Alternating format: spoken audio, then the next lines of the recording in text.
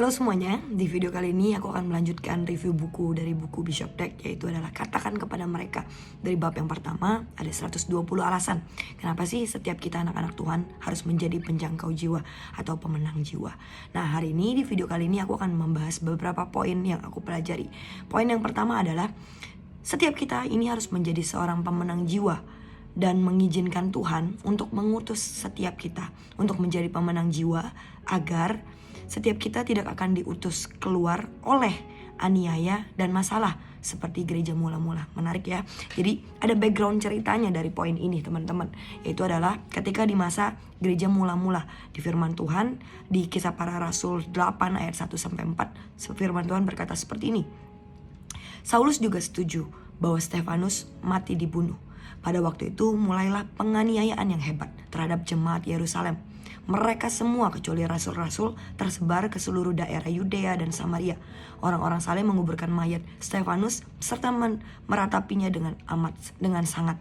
Tetapi Saulus berusaha membinasakan jemaat itu, dan ia memasuki rumah demi rumah dan menyeret laki-laki dan perempuan keluar dan menyerahkan mereka untuk dimasukkan ke dalam penjara. Mereka yang tersebar itu menjelajahi seluruh negeri itu sambil memberitakan Injil. Jadi dari poin ini Bishop Dweck mengatakan bahwa Tuhan itu memberikan sebuah peringatan kepada gereja bahwa jika setiap kita anak-anak Tuhan tidak mau yang namanya menyebar dalam tanda kutip menjadi orang-orang yang memberitakan firman, memberitakan Injil, memberitakan kabar baik, Tuhan sendiri yang akan menyebarkan setiap kita keluar. Dengan cara apa? Yaitu dengan cara seperti yang dilakukan kepada gereja mula-mula, yaitu adalah melalui aniaya dan masalah. Sebenarnya Tuhan gak pengen kita harus melewati cara yang sulit. Sebenarnya cukup dengan ketaatan sederhana, dari hal yang sederhana, mungkin dari hal yang kecil. Ketika kita tahu nih di dalam hati kita ada sebuah dorongan untuk yang namanya kita menginjil teman kita, keluarga kita, harusnya dari hal-hal seperti itu kita belajar untuk yang namanya punya ketaatan. Di dalam buku ini Bishop Dweck menuliskan sebuah quote dari Amanda Berry Smith, berkata seperti ini. Tinggal di sini dan tidak taat kepada Tuhan, saya tidak mampu menanggung konsekuensinya. Saya lebih suka pergi dan menaati Tuhan daripada tinggal di sini dan tahu bahwa saya tidak taat. Harusnya itu yang menjadi mindset buat setiap kita anak-anak Tuhan. Jangan sampai kita nyaman dengan comfort zone kita, dengan keadaan kita gak taat, dan kita menjadi biasa dengan menganggap remeh, menjadi biasa dengan ketidaktaatan. Tapi seharusnya setiap kita anak-anak Tuhan memilih option, yaitu adalah kita lebih baik keluar dan taat kepada Tuhan kita, even dari hal-hal atau ketaatan yang kecil gitu. Nah, di poin ini Bishop Dweck juga berkata bahwa Tuhan itu sebenarnya punya begitu banyak macam cara yang berbeda untuk membuat kita ini mematuhinya. Dan ketika itu di dalam firman Tuhan di Kisah Para Rasul ini, ketika gereja mula-mula hari itu menolak untuk yang namanya keluar, Tuhan mengizinkan penganiayaan yang hebat untuk menimpa jemaat di gereja mula-mula itu.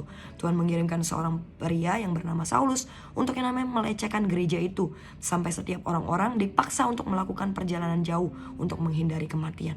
Dan di situ baru tanda kutip mereka keluar dan memberitakan Injil, tapi lewat penganiayaan yang begitu hebat, dan mereka baru yang namanya mau taat. Seharusnya enggak harus kita tuh melalui tanda kutip jalan yang sulit. Kalau misalnya kita bisa memilih jalan yang lebih gampang, yaitu adalah ketaatan, harusnya kita memilih itu. Jadi jangan biarkan Tuhan memakai cara yang begitu sulit dan akhirnya tanda kutip membuat diri kita sendiri yang rugi. Jadi lebih baik kita mengambil ketaatan-ketaatan kecil untuk yang namanya menjadi pembawa kabar baik, pemberita kabar baik, menjadi orang-orang yang memberitakan Injil kepada ke bangsa-bangsa, atau gak usah bangsa-bangsa lah gitu ya. Mulai dari hal yang terdekat dalam hidup setiap kita, mungkin keluarga kita, mungkin teman kita, mungkin lewat sosial media kita, lewat kesaksian. Itulah ketaatan-ketaatan yang bisa kita lakukan. Dan saya akan lanjut di poin yang selanjutnya, dan saya hari ini hanya akan membalas 2 poin, yaitu adalah poin yang kedua, yaitu adalah setiap kita harus menjadi pemenang jiwa hari ini dan mengatasi dosa suka menunda-nunda. Kenapa poin kedua ini yang saya pilih? Karena saya adalah pelakunya. Menunda-nunda, tanda kutip, adalah ciri orang yang menganggap remeh. Di dalam firman Tuhan di Keluaran 8 ayat 9-10 berkata seperti ini.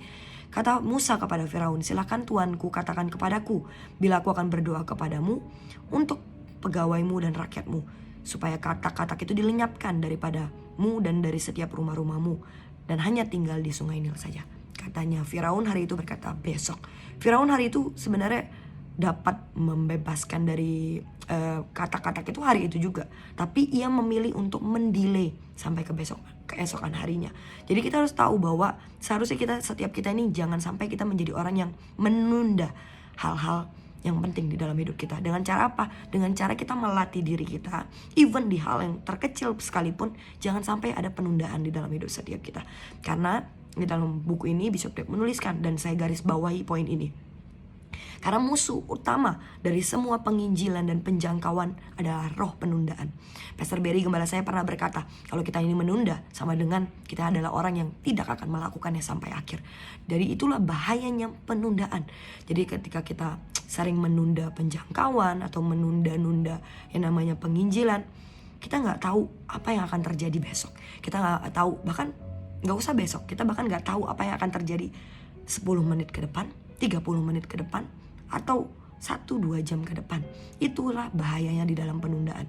Jadi setiap kita ini harus yang namanya menjauhi kata penundaan. Karena orang yang menunda adalah orang yang menganggap remeh, orang yang gak mau melakukan dengan ketaatan. Balik lagi, jadi ketaatan dan penundaan itu harusnya nggak bisa bersama gitu. Jadi untuk melakukan ketaatan, yang harus kita lakukan adalah melakukan secepat mungkin gitu. Jangan sampai kita menunda dan akhirnya kita harus melewati konsekuensi yang harusnya kita nggak lewati gitu. Jadi poin aku, 2 poin ini hopefully bisa menjadi sebuah pengingat di dalam hidup setiap kita. Kenapa kita ini harus menjadi penjangkau jiwa, yaitu adalah jangan sampai lewat penundaan atau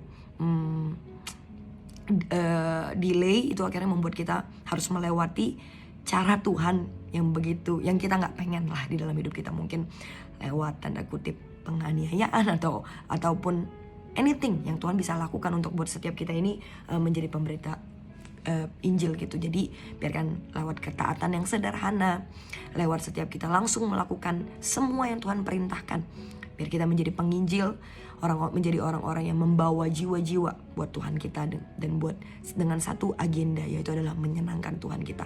So I hope dari video ini bisa memberkati setiap teman-teman. So I hope juga aku juga mengencourage setiap teman-teman untuk baca buku Tell Them ini, atau katakan kepada mereka, by Bishop Dave. Karena buku ini, ketika membaca buku ini, saya seperti mendapatkan api, seperti mendapatkan lagi urgensi betapa pentingnya untuk setiap kita ini menjangkau yang terhilang. Karena Bishop Dave dengan begitu luar biasa menuliskan begitu banyak 120 alasan kenapa sih kita harus menjangkau jiwa. Sometimes kita aja hanya butuh 1 alasan untuk kita bergerak. Tapi ini hari ini dari buku ini ada 120 alasan buat setiap kita ini menjangkau jiwa. Jadi jangan sampai karena ketidaktaatan kita dan karena penundaan dari kita, ujungnya membuat kita memilih jalan yang sulit. Tapi biarkan hari ini kita bertobat dari penundaan, dari ketidaktaatan, dan biar kita memilih untuk yang namanya mau menjadi pelaku firman, mau menjadi orang yang dipakai Tuhan untuk menjangkau jiwa-jiwa, menjadi pemenang jiwa lewat hidup kita, lewat apa yang bisa kita lakukan, lewat kesaksian kita, mungkin di sosial media, mungkin ketika kita ngobrol dengan teman kita. Itu adalah cara yang terbaik buat setiap kita ini menyampaikan kabar baik atau Injil, yaitu adalah tentang Tuhan kita sendiri gitu. So I hope dari video ini bisa memberkati setiap teman-teman. Terima kasih buat teman-teman yang sudah menonton video ini. God bless.